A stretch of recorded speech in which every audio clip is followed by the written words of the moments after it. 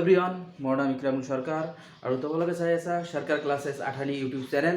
तो मैं এটা কি কৰিছো এটা সিৰিজ স্টাৰ্ট কৰিছো মোস্ট ইম্পর্টেন্ট টপিক মানে এটা কৈ মই টপিক লওঁ সেই টপিকত কি কি কোশ্চেন আহিব পাৰে একেবাৰে মই পুংখানুপুংখভাৱে আলোচনা কৰোঁ। তো আজি টপিক মই লৈ আহিছোঁ, এই টপিকটো হ'ল 3 নম্বৰ টপিক। ইয়াৰ আগতে মই আৰু দুটা টপিক ডিছকাছ কৰিছোঁ। সেইটো টপিক হ'ল এটা হ'ল চাহৰ ওপৰত, কাৰণ অসম মানে চাহ। অসমৰ কথাই যদি মানুহে সোধে যে তোমাৰ ঘৰ ক'ত, যেতিয়া আমি কওঁ অসম, তেতিয়া তেওঁলোকে চাহ চাহ বা টিৰ কথা সোধে। সেইটো বনাইছোঁ। আৰু আমাৰ কি হৈছে যে যিটো ভাষা লৈ কি কৰে কাম কৰে অসম সাহিত্য সভা, তাৰ ওপৰতো মই এটা কি কৰিছোঁ ভিডিঅ' বনাইছোঁ। সেইটো তোমালোকে চাই ল'বা, বহুত তোমালোকৰ মানে সেইটো হেল্প হ'ব এক্সামৰ কাৰণে, যিকোনো কম্পিটিটিভ এক্সামৰ কাৰণে হেল্প হ'ব। তো আজি লৈ আহিছোঁ মই কি দি ব্ৰহ্মপুত্ৰ ৰিভাৰ মানে ব্ৰহ্মপুত্ৰ নদী। তো এতিয়া কথা হৈছে যে ইয়াৰ কি হৈছে পৰীক্ষাত আহে অৰিজিন মানে কৰ পৰা কি হৈছে এই ব্ৰহ্মপুত্ৰ কি হৈছে আৰম্ভণি হৈছে বা কৰ পৰা ব্ৰহ্মপুত্ৰটো কি হৈছে সৃষ্টি হৈছে। যে কিছুমান জায়গাত আছে কি Chemayungdung glacier of Kailash range Mansarovar lake, আৰু কিছুমানত আছে কি Angsi glacier of Kailash range. তো পৰীক্ষাত যেতিয়া আহিব তেতিয়া এইটো আহিব নহ'লে এইটো আহিব, কাৰণ বহুত ষ্টুডেণ্টৰ কি হৈ যায় কনফিউজ হৈ যায় ছাৰ লিখিম কোনটো। সেইকাৰণে মই কৈছোঁ যে এইটো অল্ড আৰু এইটো নিউ। যেতিয়া যিবিলাক এক্সামত আহে বেছিভাগ কি অপশ্যনত থাকে এংসি কি থাকে গ্লেচিয়াৰ। তো তোমালোকে এইটো লিখিবা, যদি অপশ্যনত এইটো নাথাকে তেনেহ'লে এইটো দিব যে চেমায়াংডুং অফ গ্লেচিয়াৰ কৈলাশ ৰেঞ্জ। এইটো কি হয় মানসৰোবৰৰ ছাইডত পৰে। তো এতিয়া কথা হৈছে যে ব্ৰহ্মপুত্ৰৰ অৰিজিন সম্পৰ্কে আমি কি কৰিলোঁ জানিলোঁ। তো এতিয়া কি হৈছে যে ব্ৰহ্মপুত্ৰটো কি হৈছে যে ব্ৰহ্মপুত্ৰটো যেতিয়া কি হৈছে এই চেমায়াংডুং অফ গ্লেচিয়াৰ যি আছে এইটো আৰু এংসি গ্লেচিয়াৰ যে আছে এইটো ক'ৰ পৰা উৎপত্তি হৈছে তিব্বত, অসমীয়াত কি বুলি কোৱা হয় তিব্বত। সেই দেশৰ পৰা কি হৈছে ব্ৰহ্মপুত্ৰৰ কি হৈছে সূত্ৰপাত হৈছে বা জন্ম হৈছে। আৰু ব্ৰহ্মপুত্ৰৰ আন এটা নাম হ'ল কি লুই। তো এতিয়া কথা হৈছে যিহেতু ব্ৰহ্মপুত্ৰটো তিব্বতত কি হৈছে সৃষ্টি হৈছে বা তাৰ পৰা কি হৈছে উদ্ভৱ হৈছে, তো সেইকাৰণে কি হৈছে ব্ৰহ্মপুত্ৰটো তেনেহ'লে কেনেকৈ আহিছে ভাৰতত। তো এতিয়া কথা হৈছে যে তিব্বতৰ পৰা ডাইৰেক্ট কি আহিছে আমাৰ ভাৰতত কি হৈছে অৰুণাচল প্ৰদেশ দি কি হৈছে আমাৰ ভাৰতত সোমাইছে। এতিয়া কথা হৈছে যে তেনেহ'লে অসমত কি বুলি কয় এই নদীটোক ব্ৰহ্মপুত্ৰ নদী বুলি কয়। তো এতিয়া কথা হৈছে যে তিব্বতত এইটো কি বুলি কয়, এতিয়া তিব্বতত কি বুলি কয় চাংপো বুলি কয়। আৰু কিছুমান কি হৈছে তিব্বতটো একচুৱেলি চাইনাৰ অধীনত, কিছুমান জাগাত ইয়াৰলুং জাংবো বুলিও কয়।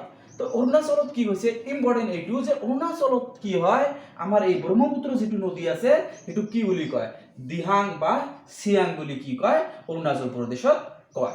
এতিয়া কথা হৈছে কি যেতিয়া এই ব্ৰহ্মপুত্ৰ নদীটো কি কৰে তিব্বতৰ পৰা ভাৰতত সোমাই বাংলাদেশলৈ যায় তেতিয়া তাৰ নাম হয় যমুনা।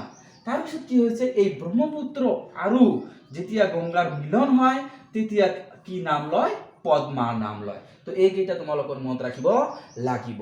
আৰু এটা কথা হৈছে যে ব্ৰহ্মপুত্ৰ নদীৰ আটাইতকৈ কি হৈছে নদীদ্বীপ, আটাইতকৈ ডাঙৰ নদীদ্বীপটো হৈছে মাজুলী। আৰু কিছুদিন আগতে কি আছিল পৃথিৱীৰ ভিতৰত আটাইতকৈ ডাঙৰ কি আছিল নদী দ্বীপ আছিল মাজুলী, কিন্তু কিছুমান আগত কি হৈছে এইটো ছেকেণ্ডত আহি গৈছে। আৰু উমানন্দটো কি হৈছে পৃথিৱীৰ ভিতৰতে কি হৈছে আটাইতকৈ সৰু নদী দ্বীপ। তো এইটো উমানন্দ কি বুলি কয় এইটো জানিবা যে উমানন্দ কি বুলি কয় পিকক আইলেণ্ড বুলি কয়, যিটো কি আছে ভৰলুত আছে, তাত গ'লে গম পোৱা যায়, তোমালোকে গম পাবা। আৰু এটা কোৱেশ্যন বাৰে বাৰে আহে যে ব্ৰহ্মপুত্ৰটো ক'ৰ পৰা ক'লৈ বৈ গৈছে, সেইটো হ'ল কি উত্তৰৰ পৰা কি হৈছে দক্ষিণলৈ কি হয় ব্ৰহ্মপুত্ৰটো কি হৈছে বৈ গৈছে। তো মই ইতিমধ্যে কৈছোঁ যে ব্ৰহ্মপুত্ৰৰ আন এটা নাম কি হৈছে লুই। তো এতিয়া কথা হৈছে যে ব্ৰহ্মপুত্ৰটোৰ দৈৰ্ঘ্য কিমান 2880 কিলোমিটাৰ। তো এতিয়া কি হৈছে অসমত কিমান 720, কিছুমান কিতাপত 725 আছে কিন্তু 720 হ'ব। তাৰপিছত কি হৈছে ইণ্ডিয়া তেনেহ'লে কি হ'ব এই ব্ৰহ্মপুত্ৰটো ইণ্ডিয়াত ক'ত ক'ত আছে অৰুণাচল প্ৰদেশ আৰু অসম, এইখিনিত অসমত আছে। তো সেইটো কি হৈছে 16 কিলোমিটাৰ। তো এতিয়া কথা হৈছে যে এই নদীটোৰ আমি কি দৈৰ্ঘ্যটো সেইটো কৈ আছোঁ, কিন্তু এতিয়া কথা হৈছে যে এই যে কি আছে আমাৰ এই নদীটোৰ বহলটো কিমান প্ৰায় 80 কিলোমিটাৰ। তো এতিয়া আকৌ কথা হৈছে যে ব্ৰহ্মপুত্ৰ নদীৰ কি হৈছে আমাৰ অসমত কি হৈছে আমাৰ অসমত প্ৰধান নদী হ'ল দুটা প্ৰধান নদী হ'ল দুটা ব্ৰহ্মপুত্ৰ আৰু বৰাক। কিন্তু আমি কি ভাবো যে ধৱনশিৰি তাৰপিছত কি হৈছে আমাৰ বেকী কপিলী এইবিলাককো নদী বুলি কওঁ, কিন্তু একচুৱেলি এইবিলাক নদী নহয়, এইবিলাক উপনদী। তো এতিয়া কথা হৈছে যে ব্ৰহ্মপুত্ৰ নদীৰ কি হৈছে ডাঙৰ যিটো উপনদী সেইটো হৈছে কি আমাৰ সোৱণশিৰি। তো এতিয়া কথা হৈছে যে আমাৰ ব্ৰহ্মপুত্ৰ নদীটো হৈছে কি ৱৰ্ল্ডৰ ভিতৰত কি হৈছে আমাৰ 15 নাম্বাৰ কি হৈছে লংগেষ্ট ৰিভাৰ। আৰু কি নদী কি দিয়ে আমাক পানী দিয়ে। আৰু পৃথিৱীৰ ভিতৰত 9 নাম্বাৰ মানে 9 নাম্বাৰ মানে এনেকুৱা নদী যিয়ে কি হয় পানী সাপ্লাইটো দিয়ে, মানে 9 নাম্বাৰ। আৰু লংগেষ্টৰ ক্ষেত্ৰত বা কি হৈছে দীঘলৰ ক্ষেত্ৰত এইটো 15 নাম্বাৰ কি হৈছে নাম্বাৰ দখল কৰিছে। তো এতিয়া কথা হৈছে যে এতিয়া পৰীক্ষাত বেছিভাগ আহে কি যে ব্ৰহ্মপুত্ৰৰ কেইটামান নদীৰ নাম দি দিব, ক'ব কোনটো উত্তৰ পাৰৰ নৈ, কোনটো আকৌ দক্ষিণ পাৰৰ নৈ।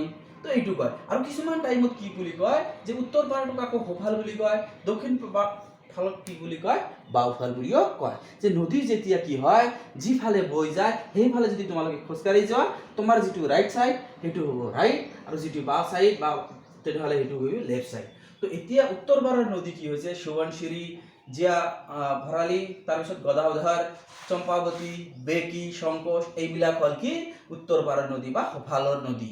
আৰু দক্ষিণ পাৰৰ নদী হ'ল কি বুঢ়ীদিহিং, তাৰপিছত কি দিচাং, তাৰপিছত দিখৌ, জাঁজি, কপিলী। তো এইকেইটা হ'ল কি ব্ৰহ্মপুত্ৰৰ কি হ'ল এইকেইটা হ'ল দক্ষিণ পাৰৰ নদী, এইবিলাক হ'ল কি উত্তৰ পাৰৰ নদী। তো এইখিনিয়ে আছিল আমাৰ কি ব্ৰহ্মপুত্ৰৰ যিটো মানে আমাৰ টপিক লৈছিলোঁ আজি ব্ৰহ্মপুত্ৰ নদী। এইখিনিয়ে কি হৈছে বহুতো এক্সামত আহিছে, মোৰ হিচাপে বাহিৰত আহিব নালাগে। তো তোমালোকে কি কৰিবা এই ভিডিঅ'টো বাৰে বাৰে চাবা, তেনেহ'লে তোমালোকৰ কনচেপ্টটো ক্লিয়াৰ হৈ যাব। যদি তোমালোকৰ এই ভিডিঅ'টো ভাল লাগে তেনেহ'লে তোমালোকে কি কৰিবা শ্বেয়াৰ কৰিবা, আৰু তোমালোকে কি কৰিবা ফলো কৰিবা। ধন্যবাদ।